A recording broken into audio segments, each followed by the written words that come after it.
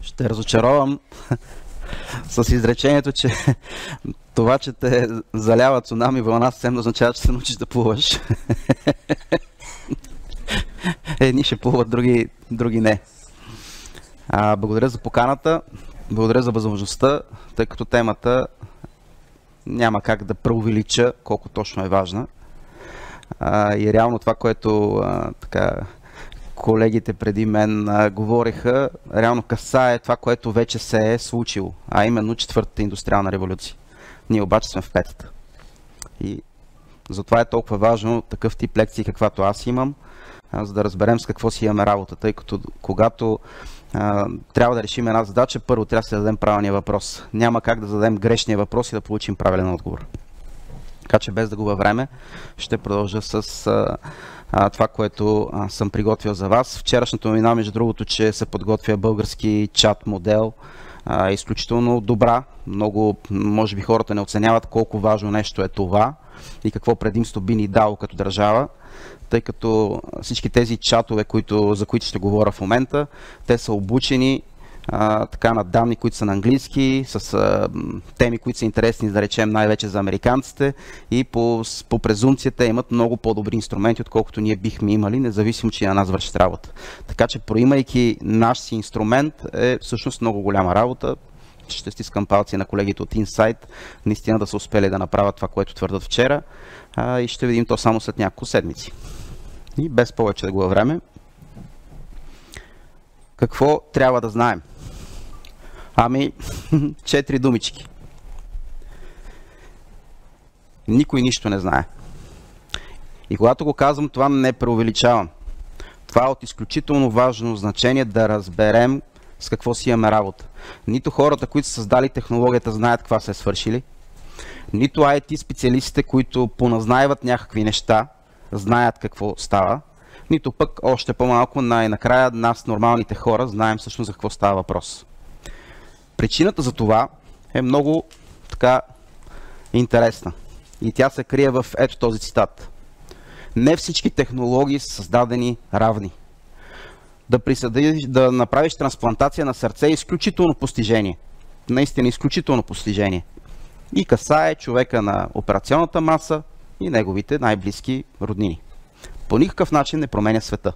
По никакъв. Точка. Но технология от сорта на електричеството, която аз съм сигурен, че в тази зала най-вероятно никой от нас не знае точно как работи електричеството, но всеки един от нас го ползва. Влизаш в стаята, цъкаш копчето и светва.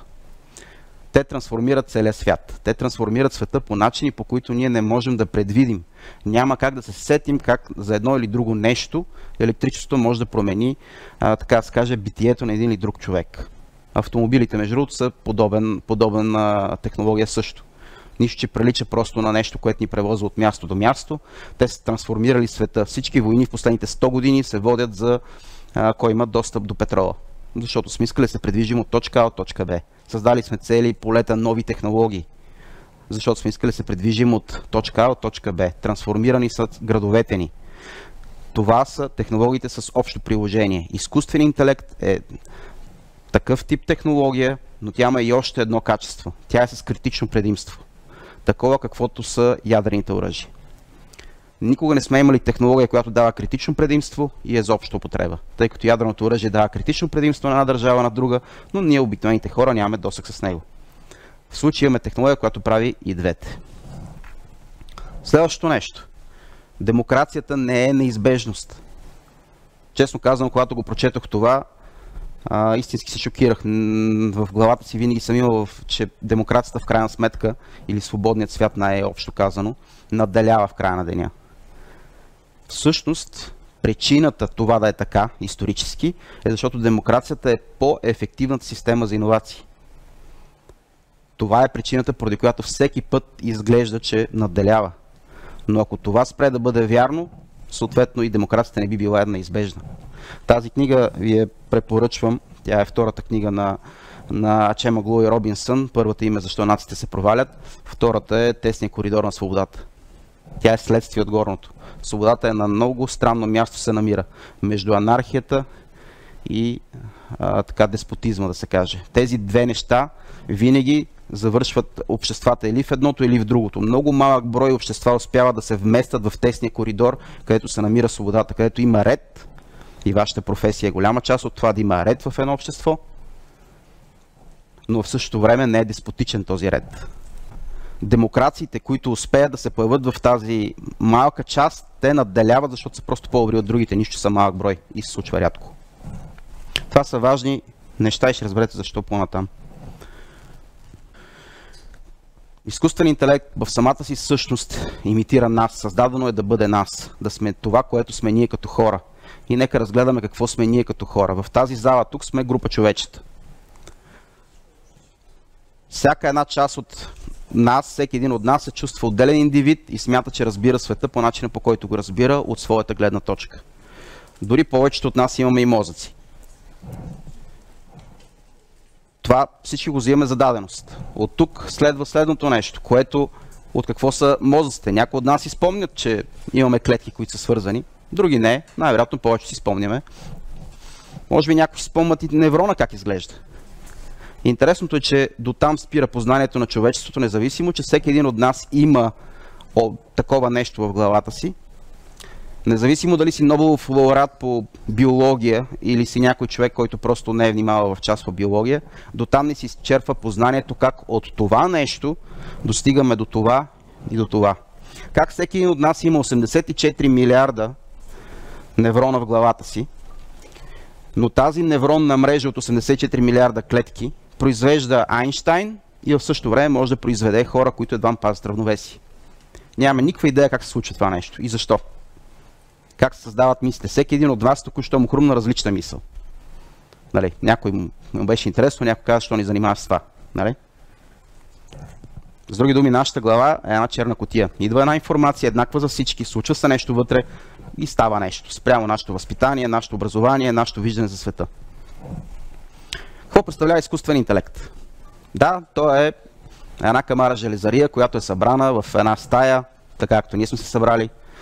В нея има сървъри, в нея има процесори, в тия процесори някой дори ще сети, че има транзистори, които по своего рода са едни прости неврони, или са включени, или са изключени, или с друга дума нули и единици.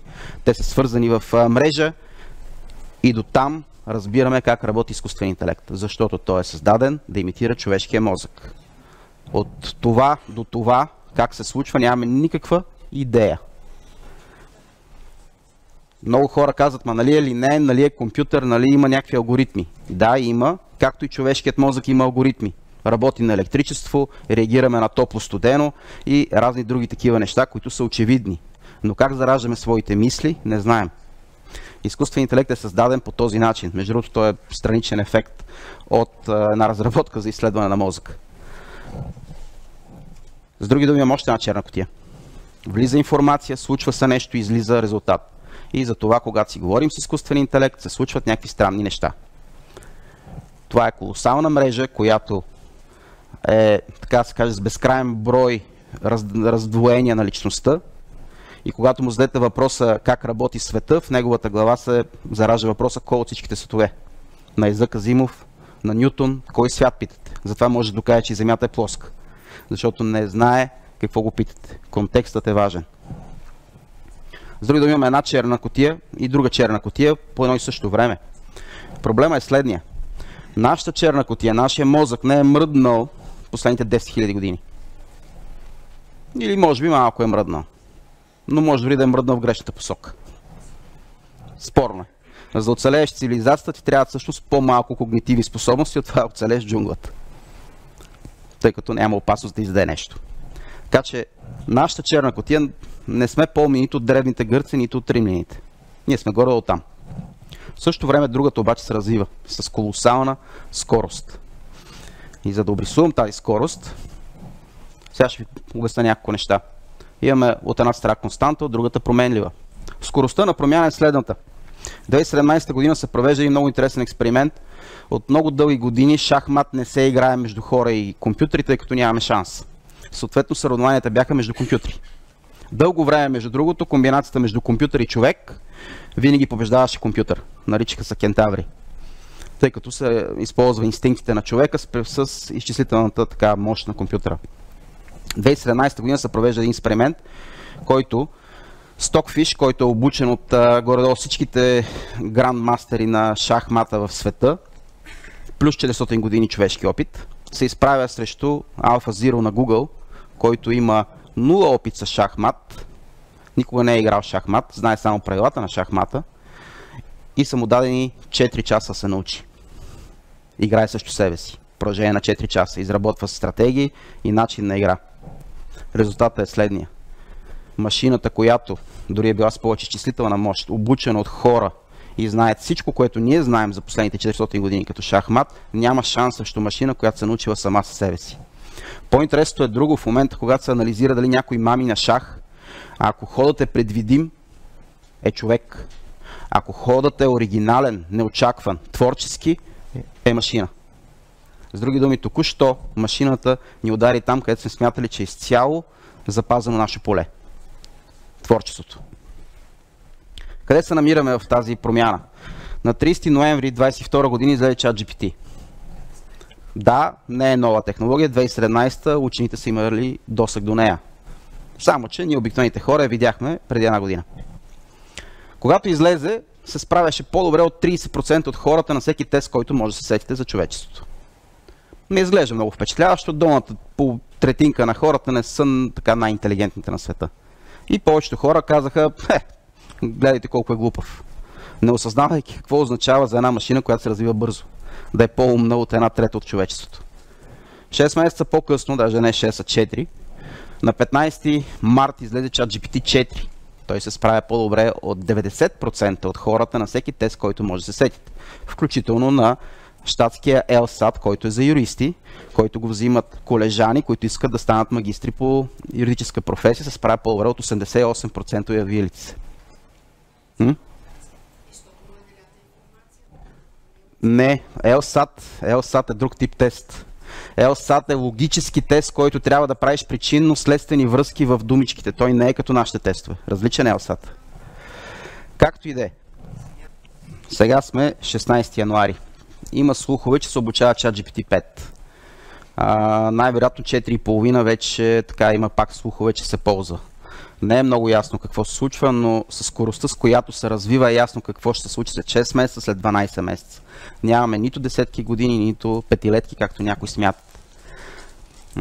Но тъй като имаше въпрос относно на лято му е била информацията и не било толкова умно, всъщност AlphaZero, който бие на шахмат другият шахматен робот, прави едно друго нещо. Дълги години, до преди 7-8 години, се пише, че компютър никога няма да може да победи човек на играта Go. Тъй като играта Go има повече комбинации, това е китайската игра с тези бели черни камъчета, повече комбинации, отколкото има атоми в Вселената. С други думи, тази игра не може да бъде сметната по никакъв начин. Съответно, дори едно 10 годишно дете може да бие суперкомпютър, тъй като суперкомпютъра не може да сметне комбинациите. AlphaZero направиха негова версия, нарича се AlphaGo, би световният шампион по Go преди 7 години. Като го би с нови стратегии, изработени специално от него измислени начин, по който играе човекът, а именно инстинктивно, без да може да обходи всички възможни варианти. Това би трябвало да стане ясно, че една машина, която работи като нас в един аспект с информация, но може и да създава нови стратегии, е нещо съвсем различно. С други думи, ChatGPT е по-добър от нас за всяка една област, в която не сме тесни специалисти. А скоро ще е по-добър от нас за всичко. Точка. Това нямайте никакво съмнение в това нещо. Това е неизбежност. Поради простата причина, която описах до сега. И се случва много бързо. Какво означава това? Сега добрата новина. Не значи терминатор. Тъй като няма собствени желания, амбиции, мотиви, мечти. Няма такива. Изкуствен интелект е множител на естествения. И спрямо професията са различни множители. Ако си художник е един множител, ако си програмист е друг множител, ако си юрист е трети множител. Може да е по 5, може да е по 10, може да е по 100. От всяка професия е различно. В някои професии може и да не е множител, които са много малък брой. Но всяка една професия, която е свързана след това, което ни е тук горе, е множител. Съответно, когато множиш изкуствения по естествения, получаваш невероятен резултат, защото има значение кого умножаваш. Ако умножаваш Айнщайн на едно, ако умножаваш този, ето едва пази равновесие, е друго. Но ако един посредствен специалист се умножиш, той ще бие един експерт, който не се е умножил. Това е категорично. С други думи, имаме едно нещо, което е непознато. Логиката му е различна, не знаем как стига до изводите си. И има нещо, което е познато. И тук са хората, които много често се замислят, добре, да е хубаво, какво толкова, нали? Това сме го виждали преди. Нека да видим познатото на някакъв човек. Имаме нова индустриална революция. До миналата година се спореше дали е пета, вече не се спори. Пета е, защото е различно от другите 4. А те какви са? Четвъртата е дигиталната трансформация, това за което преди малко започнаха с това да се говори. Това е нашата свързаност на хората чрез интернет, чрез технологии, начин да работим по-ефективно. Интернет най-общо казано. Третата са компютрите. Втората е електричеството и масовото производство. Първата е такачния стан. Какво са общите между тия 4 неща? Автоматизираме дейностите на човек. Всичките 4 до сега са били свързани с автоматизиране на механичните процеси, които човеците правим. Това, което описахме, големите тефтери, които се описват, цени линейки, гледаме, вече не го правим. Човеците. Петата не сме ние. Автоматизираме мисълта. За първи път. Някои го сравниха, между другото, с печатарската машина.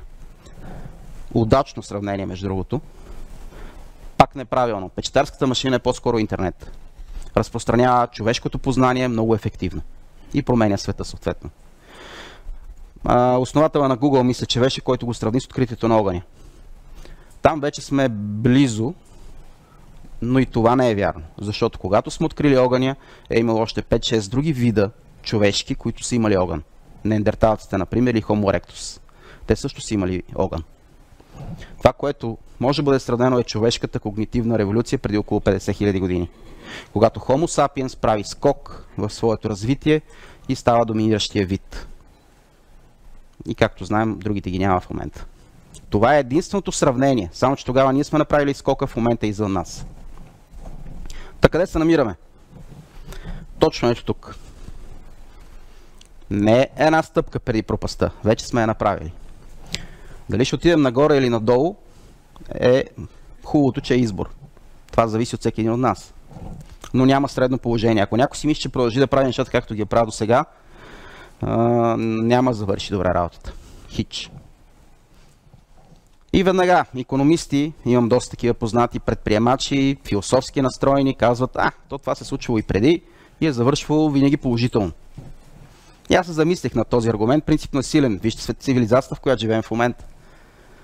250 години прогрес. Но има детайл. Нека преминем как е преминало тая промяна. Когато ние сме направили своя скок, хич не им се получи добре на неандерталците. Няма ги. Нито един друг човешки вид не е оцелял. Огъня. Мегафауната на Земята е изчезнала. Навсякъде, където се появява Homo sapiens, мегафауната е изчезвала за следващите няколко стотин години. Само в Африка оцелява, защото е еволюирала заедно с нас. Навсякъде друга да е изчезнала. Какво ни е наред на печатарската машина? Ами просвещението докарва най-кървавият век въобще в историята на европейския континент. И на Мария Антуанета също ни се е получило много добре. Колонизацията на света, ако питате Южна и Северна Америка, не биха се съгласили, че много добре се случила просвещението за тях. Какво не е наред на първата индустриална революция? Много интересно нещо. Тази ръчичка там с монетите, освен още колонизации. Нарича се паузата на Енгелс. В продължение на 50 години производителността на икономиката расте. Великобритания става най-могъща държава в света. В пъти, десетки пъти им се увеличава брутния вътрешен продукт, а заплатите се променят точно с 0. 2 поколения и половина. За нормалният човек нищо не се променя, докато държавата забогатява. Погледнато от дистанцията на времето е било добре за държавата. Но 2 поколения и половина са го изстрадали това нещо. Това отговаря на въпроса за онези доста неприятни книги, които съвременници са писали за тези промени. Отнело е 130 години, между другото, да се изравни новонамерената производителност на човека спрямо неговите доходи. Чак началото на миналия век. И то е станало благодарение на така доста неприятни бунтове, революции и така нататък. Няма нужда да се спирам какво ни се случи в 20 век с новата масовизация, така да се каже, на войната. Ще кажете какво ни е наред на третата. Много интересно какво ни е наред на третата. Нищо ни е, всичко е наред. Ама ние сме губещите. Комунизма се срутва, защото не може да се сравновава в третата индустриална революция. 70-те години големия пробив на компютрите, скоростта, с която се развива цифровизацията, няма как да бъде направено с планирана икономика. Съответно, 89-та година всички знаем какво се случи. Някой ще каже какво ни е наред на четвъртата. За нас нищо, ние сме победителите. Само че арабската пролет не беше от най-симпатичните неща, които се случиха на арабския свят, благодарение на социалните мрежи, които горе-долу преживяха това, което се случило на европейците с печатарската машина. С други думи, всяка една промяна в дългосрочен план носи положителност. Но на тези, на които им се случва, им се разкатава фамилията. В момента сме в такъв момент. Само че за разлика от предишните е за целия свят. Какво означава това? Касае личност, организация и общество. Лично всеки един от нас, организация, фирма, НПО, държава, няма значение, общество. Още по-голямото, направо до земята може да влезе там. Изкуственият интелект е множител. Нали? Това е чудесно принципно. Когато някой ме пита, добре, какво да правя с него? Ми не знам, задай си по друг начин въпроса. Ако имах цял екип от асистенти около мен, има ли какво да направя с тях? Принципно може и нищо да не правиш. Така е. Може и да не са ти полезни.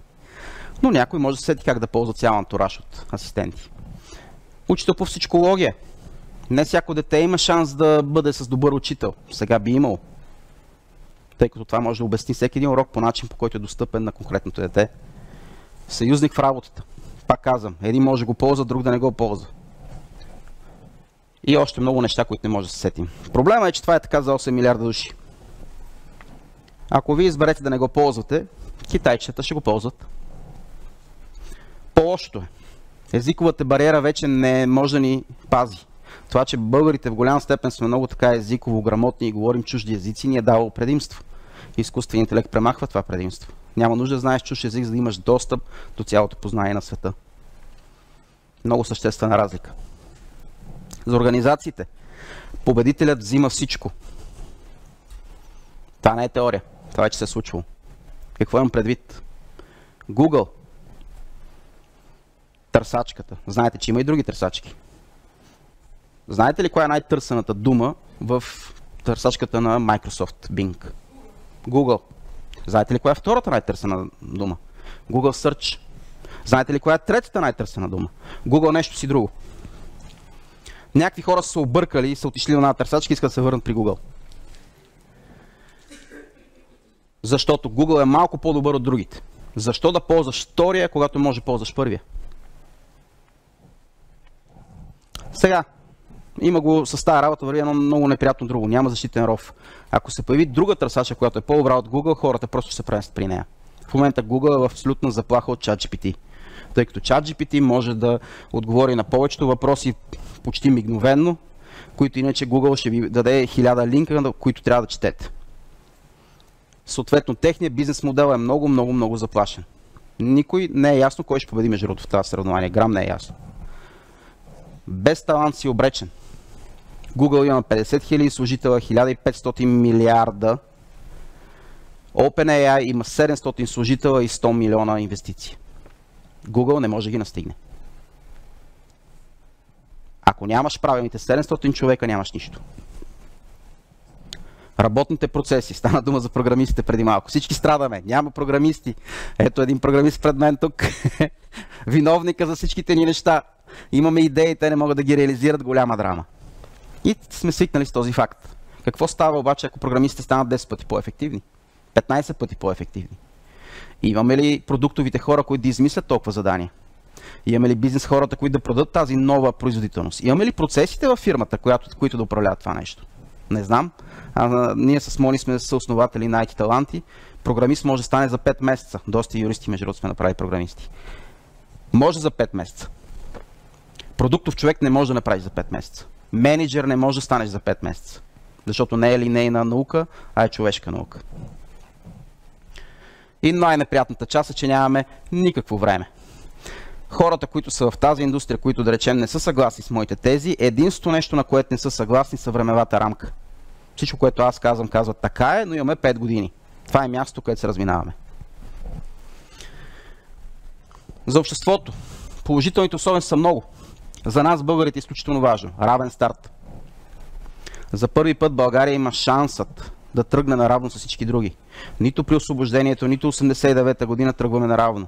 Другите са правили капитализъм в първия случай 200 години преди нас, в втория случай 300 и нагоре. И ние се опитваме да се съревноваваме с тях. В момента никой не е в час. Можем да сме наравно с другите. Дори може да сме лидери.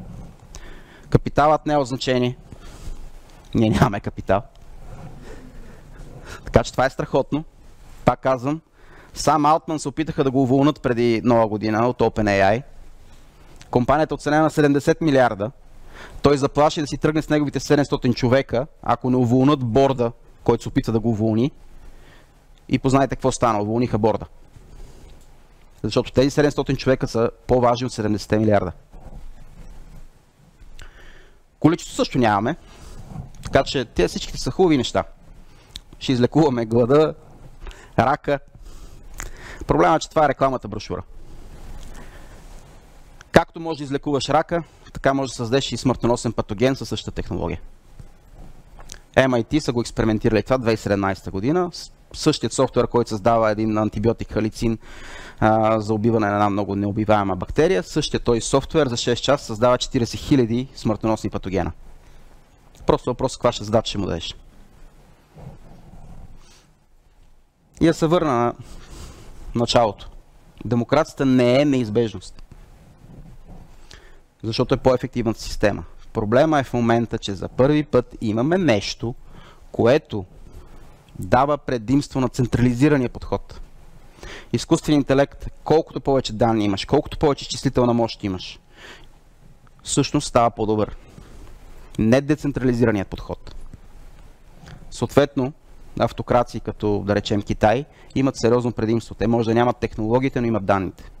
И централизирания подход. За първи път демокрацията ще има много сериозно предизвикателство. Сформира се нов елит. В човечеството винаги е имало елити. Нали, в праисторически времена са били тези с мускулите, след това са били други хора, богати, аристокрация, няма значение. Винаги има един елит и останалите хора. Но е имало някаква симбиоза между тях. Елита има нужда от тях и обратното. И се намира някакъв баланс, който съществуват. В момента се случва нещо друго. За първи път елита може да няма нужда от другите. Не да ги експлоатира, защото когато те експлоатират, можеш да преговаряш. Когато има пропаст между нужни и ненужни, е без значение какво ти е мнението. За първи път имаме това. Имаме експоненциален гражданин. Сред този елит има единици хора. Знаем ги поименно. Нищо сме на другия край на света. Знаеме Илон Мъск, знаеме Марк Зукърбърг. Илон Мъск, когато взе Twitter, излезоха едни така доста Twitter фаус, цяло разследване. Ами Twitter няколко менеджери са събрали и са изхвърлили действащ президент на Съединените щати от платформата си. Това нещо до сега не е било възможно. Това са частни играчи, които имат власт над обществения разговор. Откакто свят светува, на агората, на форума, там където се събират хората, имат право да си говорят. Дори царете не са имали право там да се, така да се каже, дори да искат, не могат да направят кой знае какво. В случая, частни играчи, които никой не ги е избирал, могат да кажат им имаш ли право да споделяш мнение или не нямаш. Свръхефективни ехокамери. Разруха на компромиса, защото отдалеч се мражим много по-ефективно. Наблизо тук, ако някой не е съгласен с мен, ще дойде, ще говори лично с мен, някакси ще намерим начин да съществуваме в тази стая. Отдалече може да се мразим. По начин, по който няма как иначе. И технократите имат голямата грешка да мислят, че могат да избягат някъде, но земята е кръгла. Нали, тук е хубаво да се събудат. Между другото, има такава мода, купуват си бункери в Нова Зеландия. защото е най-отдалечената държава от първия свят в климатични условия. Няма да им помогне. Кръгла. Какво да направим? Когато става дума за регулации, нали, това е във вашата професия, юридическата, веднага тук сега ще го регулираме. Такъв, кое ще регулираме? Как се разлиства гората? В принцип може да напишем правила за разлистването на гората, така е. Но не мисля, че тя ще се съобрази особено. Кое ще регулираме? Как се насочва една комета, под каква траектория точно да удари Земята? Това ли ще регулираме? Не може да регулираме нещо, което е излязло и се споделя от 8 милиарда души. Няма как. Ако ние регулираме в Европа, Китай няма да се съобрази. Или пък Съединените щати. Така че това, което трябва да обаче да направим, е да не се случи така, че данните са концентрирани. И това, между другото, е успеха на Insight, който най-големия успех вчера. Е, че също са направили голям набор от български данни, на които се обучават тези модели. Това е ценно. Данните са новия петрол. И технологията да не бъде концентрирана. В момента има 5 компании в света, свободния, които имат контрол върху тия технологии. В Европа има някаква малка надежда. Има модел Мистрал, на който е легнал между другото и нашия модел на Insight.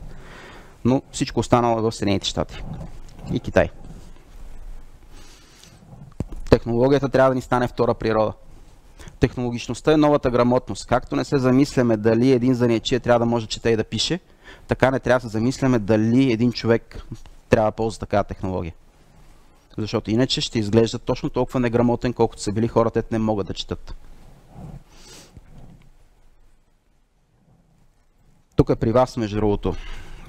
Юридическата професия много хора пренебрегват и я свеждат до това, че обикновено е в някакви конфликти намесена, но тя всъщност е много съществена, именно защото това е ролята. Да медиира между хората нашите отношения, така че да са нормални. Не е самоцелно. Така че е много важно наистина как се случва този диалог, защото иначе няма да завърши добре нещата. Този баланс, малцинство, мнозинство, силни, слаби. Много е лесно, когато си в силната позиция, кажеш, те тия неграмотните, какво значение има да са адаптирали. Това го чувам много често, между другото.